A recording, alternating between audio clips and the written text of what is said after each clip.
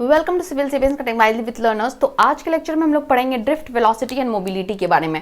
जब भी आप सेमीकंडक्टर लेते हैं हम लोग, तो जो इलेक्ट्रॉन्स होते हैं, हम लोगों ने पढ़ा था इलेक्ट्रॉन्स और होल्स होते हैं सेमीकंडक्टर में।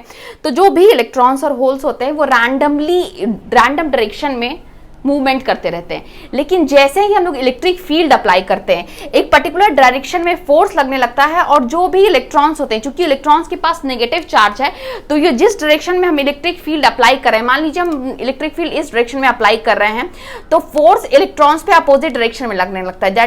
क्योंकि फोर्स होता है E is the charge of electron and E is the applied electric field। तो चूंकि चार्ज इनका नेगेटिव है, तो फोर्स इन पे अपोजिट डायरेक्शन में, जिस डायरेक्शन में इलेक्ट्रिक फील्ड को अप्लाई करें उसकी जस्ट अपोजिट डायरेक्शन में फोर्स लगने लगता है। तो जिसकी वजह से क्या होता है कि ये हाई पोटेंशियल की तरफ मूव करने लगते हैं और सारे इलेक्ट्रॉन्स, बहुत सारे इलेक्ट्रॉन्स है, रैंडम मूवमेंट कर रहे हैं, तो जिसकी वजह से उनके अंदर में कोलिजन होता है, वो एक दूसरे से कोलाइड करते हैं और कोलाइड करने के बाद some amount of energy lose करते हैं। लेकिन इस प्रोसीजर के बाद एक सर्टेन वेलोसिटी वो अटेन कर लेते हैं, सारे एक स्टेडी वेलोसिटी आप कह सकते हो, सारे electrons under the influence of electric field attain कर लेते हैं, जिसको हम लोग जो स्पीड को या उस वेलोसिटी को जो इलेक्ट्रॉन्स अटेन कर रहे हैं under the application of electric field, उसको हम लोग ड्रिफ्ट वेलोसिटी बोल रहे हैं। तो ड्रिफ्ट वेलोसिटी अगर हमें फाइंड आउट करना है तो उसके लिए एक फॉर्मूला है Vd is equals to mu E. म्यू क्या है यहाँ पे, हमारा Vd है हमारा ड्रिफ्ट वेलोसिटी, ई हो गया जो अप्लाइड इलेक्ट्रिक फील्ड है, जो इलेक्ट्रिक फील्ड हम अप्लाई कर रहे हैं, mu is the constant mobility.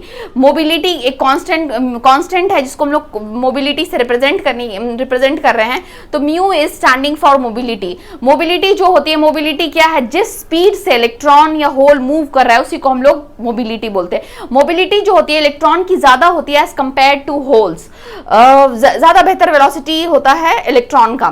Mobility temperature पे डिपेंड करती है, जैसे जैसे टेम्परेचर को हम बढ़ाते जाएंगे मोबिलिटी बढ़ती जाएगी, क्योंकि ज्यादा इलेक्ट्रॉन्स क्या होंगे, फ्री होते जाएंगे और मोबिलिटी उस हिसाब से बढ़ती जाएगी। तो अगर हम टेम्परेचर को इंक्रीज कर रहे हैं तो वो मोबिलिटी को इफेक्ट करेगा। अगर मोबिलिटी इफेक्ट होगी तो ऑब्वियस है ड्रिफ्ट वेलोसिटी, कोलिजन ज्यादा होने लगेंगे तो ड्रिफ्ट वेलोसिटी भी इफेक्ट होगी। So you can find mobility from, if अगर ड्रिफ्ट वेलोसिटी हमें पता है और अप्लाइड इलेक्ट्रिक फील्ड पता है तो हम मोबिलिटी फाइंड आउट कर सकते हैं। या हमें अगर मोबिलिटी बता दिया गया है, जनरली एग्जाम्स में क्वेश्चन पूछे जाते हैं इस इक्वेशन पे, Vd is equals to mu, this is very very important. Like electric field आपको दिया हुआ है, मोबिलिटी दी हुई है, आपको ड्रिफ्ट वेलोसिटी फाइंड आउट करने के लिए कहा जा सकता है।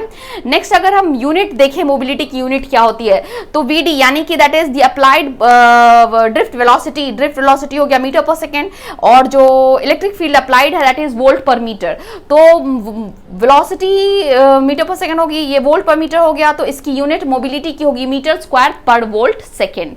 So this is very important, बहुत सारे एग्जाम्स में, पीएसयू या गवर्नमेंट सेक्टर एग्जाम्स में ये पूछे जाते हैं क्वेश्चंस की मोबिलिटी की यूनिट क्या होती है, दैट इज मीटर स्क्वायर पर वोल्ट सेकंड, ये आपको याद रखना है। So this is the relation between drift velocity and mobility and this is very very important.